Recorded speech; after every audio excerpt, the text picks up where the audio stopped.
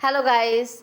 তো টানা কিছুদিন কারফিউর পরে একটু রিল্যাক্সেশনের জন্য আমরা আজকে একটা রেস্টুরেন্টে আসছি। সো রেস্টুরেন্টের চারিদিকের পরিবেশটা জাস্ট অসাম। সাইডে বাচ্চাদের বিনোদনের জন্য দোলনা দেওয়া ছিল।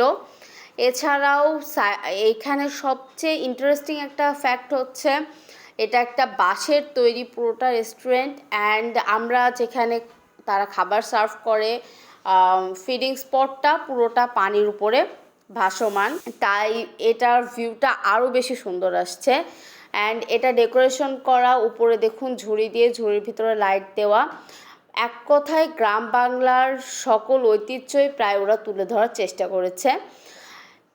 এছাড়াও চারি সাইডে দেখুন লাইটিং করা, অ্যান্ড উপরে যে লাইটিং করা স্পটটা এটা ওদেরই অংশ, কিন্তু এটা আন্ডার কনস্ট্রাকশন ছিল।